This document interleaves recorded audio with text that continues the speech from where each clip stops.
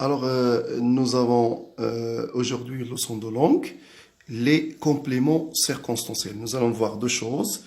Comment utiliser les circonstances pour enrichir un événement ou bien une action et comment développer une action en précisant ces circonstances. Quand je dis action, c'est-à-dire le verbe. Alors, nous allons définir ce que c'est un complément circonstanciel. Complément circonstanciel, c'est un groupe nominal, ou bien c'est un nom qui nous apporte des précisions sur l'action, sur le lieu, le temps, la manière, la cause, le but, le moyen ou autre chose. Donc, il peut être introduit dans la phrase sous forme, soit nous avons une préposition plus un groupe nominal, exemple, le chat dort dans la corbeille. Dans la corbeille, donc, c'est une préposition plus nom. Il peut être sous forme d'un adverbe. Les enfants jouent dehors. Il peut être aussi sous forme d'une préposition subordonnée. Je sortirai quand j'aurai terminé mes devoirs.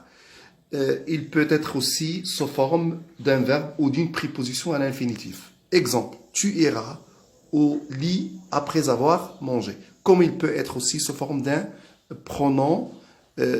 Par exemple, je peux dire j'y suis, j'y reste. Bon, passons maintenant aux différents compléments circonstanciels. Nous avons premièrement le complément circonstanciel de lieu. En abrégé, c'est un CCL. Alors, le complément circonstanciel de lieu, il nous renseigne sur l'endroit où se déroule l'action. Il répond à la question où. Il peut se présenter sous plusieurs formes.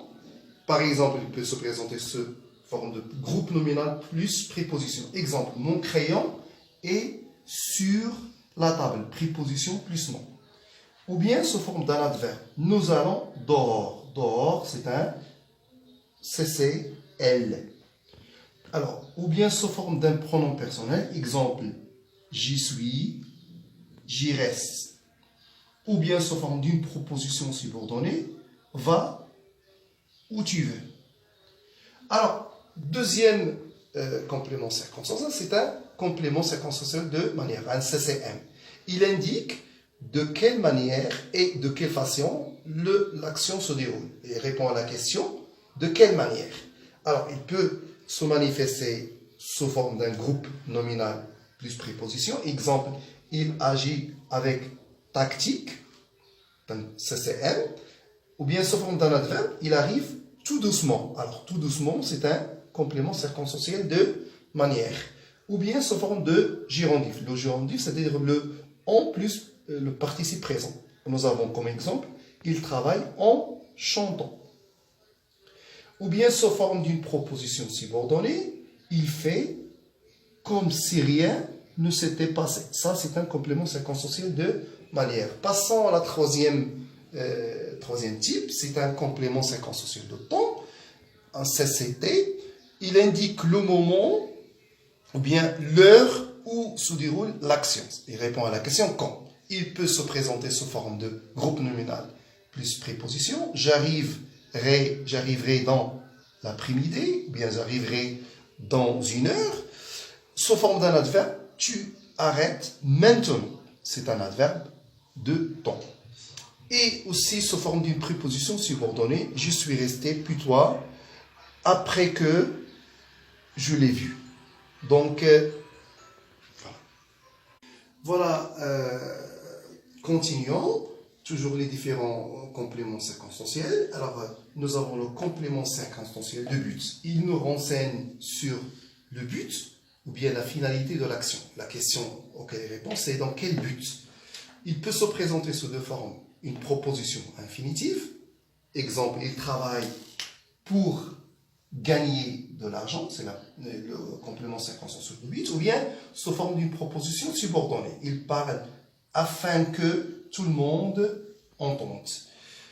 Le complément circonstanciel suivant, c'est le complément circonstanciel de moyen, le CCM. Il indique le moyen